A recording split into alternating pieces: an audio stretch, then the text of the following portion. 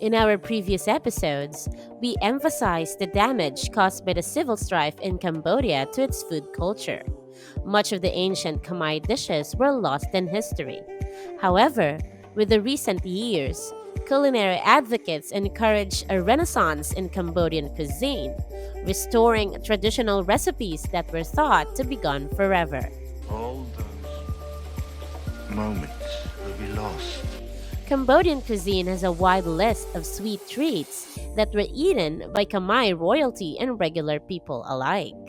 They are eaten in the streets, in restaurants, and in the comforts of their homes. Today, we're going to have a taste of Cambodia's five sweet delights that will make you wish to visit this lovely country.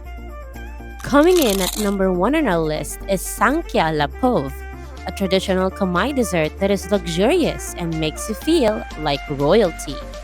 Sanhkya Lapov is a beloved sweet delight for native Cambodians and foreigners alike, craving after this creamy goodness.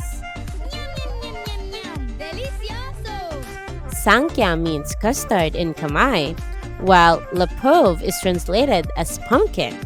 Although pumpkin is not an uncommon ingredient for a dessert, it is usually eaten as a savory food in Southeast Asia cuisine. So, how does this work as a sweet delicacy? In preparing this custard dessert, kabocha squash is used as the main ingredient. This squash is round, has a dark green exterior, which hides a bright orange interior that has a sweet flavor. Truly perfect for Sanhkya Lapov. Perfect. The top of the squash is first sliced off and the seeds removed by carefully scooping out the cavity of the squash. The remaining interior of the hollowed out squash is cleaned by water and set aside. For the custard, it is made by combining eggs, cream, salt, palm sugar, and occasionally scented with pandan leaves.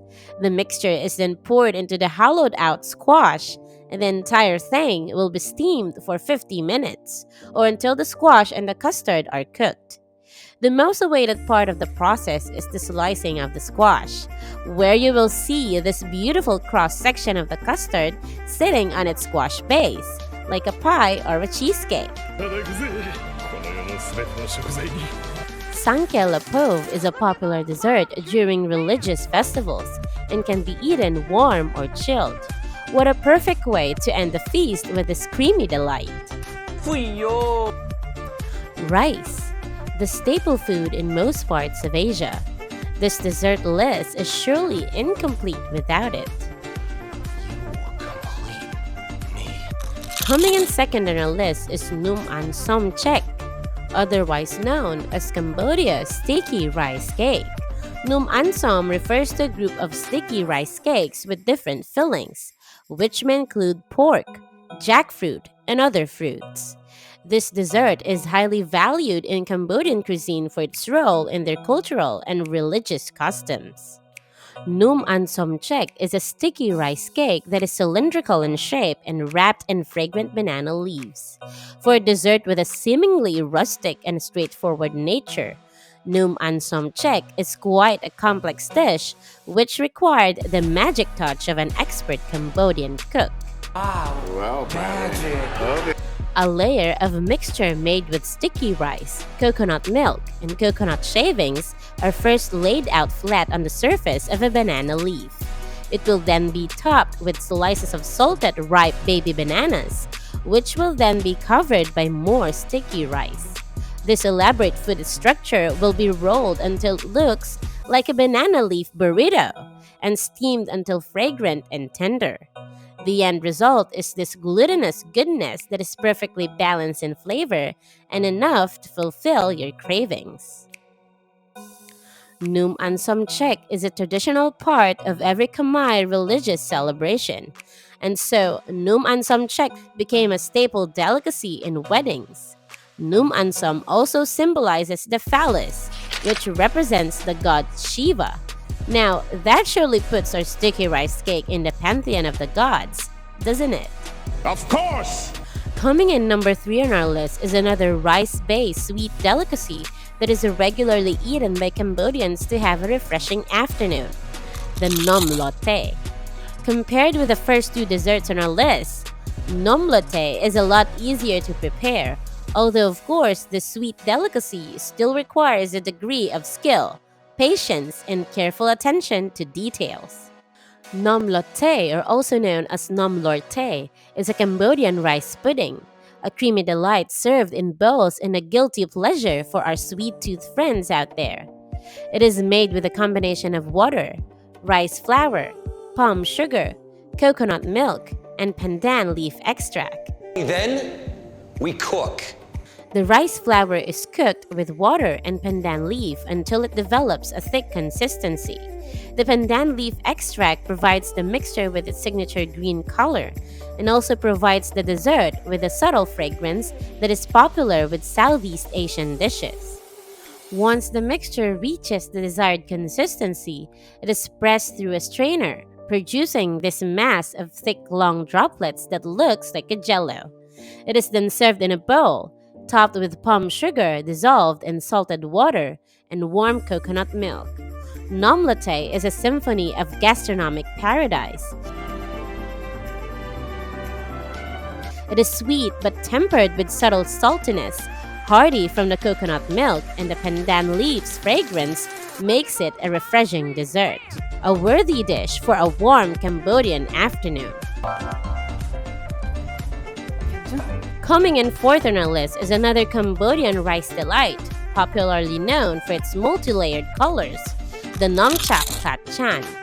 At this point, you guys already realize the extent of how popular rice cake is in Asian cuisine.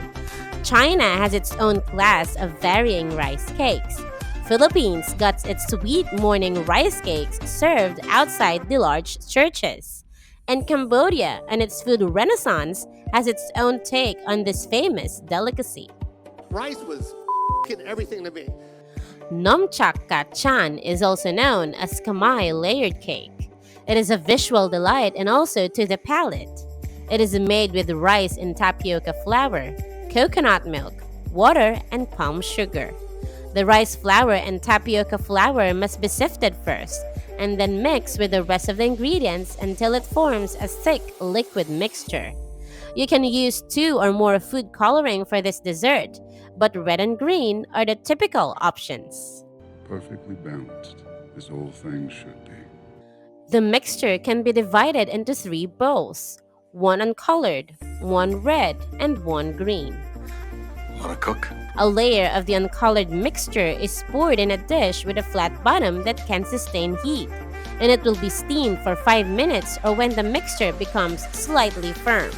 Then a layer of 1 colored mixture will be poured on top of the plain mixture and steamed again for 5 minutes or so.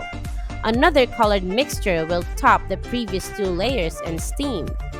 The process is then repeated until you can form 4 to 5 steamed layers of multicolored rice cake ready for final steaming that will completely cook the dessert. Cool down the rice cake and voila! You have a nice tray of Nom Chak Kachan, sliced to manageable sizes, garnished with coconut shavings. I'll have what I'm having. Coming in at number 5 on our list is Babaw Sadeik, Khiew, the best dessert to have when you are sweating hard under the hot Cambodian sun.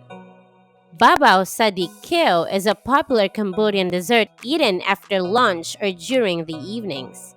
This curious delicacy literally means green mung bean soup. Nani? Yes, we know. Soup and dessert are 2 words that may seem strange to be combined, but it makes sense on this dish. Although mung bean, also known as mungo, is usually used for savory dishes, its earthy but neutrally deep flavor make this bean a good choice as the main ingredient for this dessert soup. Besides, beans are commonly used in other sweet dishes in various cuisines, so maybe it's not that eccentric after all. That's weird. This Cambodian green mung bean soup is easy. The mung beans are first soaked in water for 1 hour to make it more tender, and will then be drained for the actual cooking process. In a large pot, the beans will be added in boiling and with some salt. The mung beans are cooked until soft and breaking apart, in which sugar will be added. Its amount depending on your preferred sweetness. It will be boiled once more, and then you'll add coconut milk to make the boiling mixture creamy. Once it is cooked, it is set aside to cool down. The creamy and thick mung bean soup is then served in bowls with shaved ice and coconut milk topping to quench that summer heat tormenting your throat. Alternatively, it can be eaten warm like a porridge, but it is more common as a chilled dish. The creamy sweetness of the sugar and coconut milk are tempered by the mung bean's earthy flavor. So it's a healthy vegetarian dessert. Dessert soup. Oh golly, oh gosh, this is about to be an immaculate dinner. Thanks again for tuning in with us here today at Foodie Legends for our latest episode. I hope you enjoyed this video and got a nice taste of the sweet delights that Cambodia has to offer. Before you go, be sure to like this video and click the subscribe button for more delicious content every week. We'd love to hear your thoughts too, so leave a comment below to let us know what your favorite part of the video was, or if you want to just leave us with a few thoughts. You guys are awesome. Thanks again for watching. See you on the next one.